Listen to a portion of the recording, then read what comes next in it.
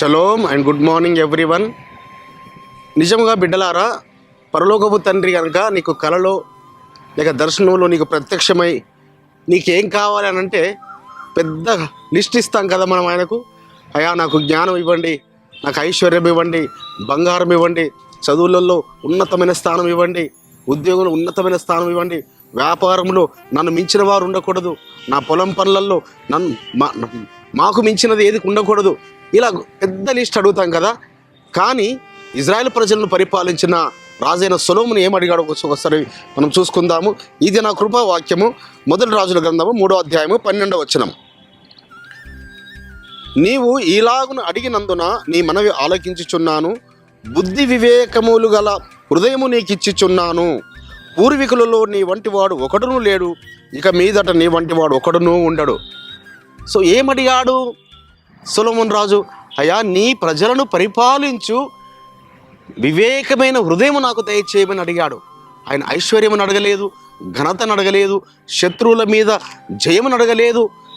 కానీ ఆయన ప్రజలను పరిపాలించు బుద్ధి వివేకములు కలిగిన హృదయముని ఇవ్వమన్నాడు.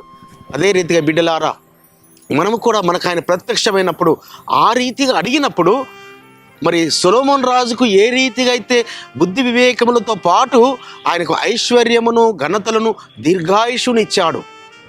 మరి ఒక పరీక్ష ఆయనకి ఎదురైంది. ఆయన రాజు అయిన తర్వాత 2 వేశ్యలు వచ్చారు. వారి యొక్క కుమారుని, ఒక బతికి ఉన్న కుమారుని పట్టుకొని వచ్చారు. అయ్యా ఇగో ఈ చనిపోయిన కుమారుడు, ఇగో ఈమె సంబంధికి నా కుమారుని తీసుకుని ఆమె నా కుమారుని అంటున్నానని ఒక వాగ్వాదముతో ఒక తీర్పు విషయమై వచ్చారు. నిజంగా జరిగింది ఏంటి? వాళ్ళు ఒక రోజు విడిచి ఒక రోజు ఇద్దరు డెలివరీ అయ్యారు. అయితే ఒక ఆవిడ తన బిడ్డ మీద పడడం వల్ల రాత్రి బిడ్డ చనిపోయాడు. మరి ఆ బిడ్డలో మార్చేసింది. కానీ ఇక్కడికి వచ్చినప్పుడు రాజు వారి తర్కవాదనను చూసి కత్తి తీసుకురండి, ఆ బిడ్డను నరికి చెరిసగం ఇస్తానమని అన్నప్పుడు ఆ కన్న తల్లి, నిజమైన తల్లి కడుపు తరుక్కుపోయి అయ్యా వద్దు, ఆ కుమారుని తనకే ఇవ్వమని అన్నప్పుడు ఇగో నిజముగా ఈ కుమారుని యొక్క తల్లి, ఈ పసిబిడ్డ యొక్క తల్లి ఈమె అని తీర్పు తీర్చాడు. ఈ తీర్పును బట్టి నిజంగా పరలోకపు తండ్రిని గణపరిచారు ఆయన రాజ్య ఆస్థానంలో ఉన్న వారందరూ. అదే రీతిగా బిడ్డలారా, మిమ్మల్ని బట్టి కూడా మీకు ఇవ్వబడిన బుద్ధి వివేచన జ్ఞానమును బట్టి మీ చుట్టూన్న మీ బంధువులు కానీ, మీ రక్త సంబంధికులు కానీ, మీ స్నేహితులు కానీ ఆ పరలోకపు తండ్రిని ఘనపరచాలి. అట్టి వివేచమును జ్ఞానము నాకు దయచేయి తండ్రి అని మనం వేడుకుందాము. అట్టి కృప పరమ తండ్రి మనందరికీ అనుగ్రహించును గాక.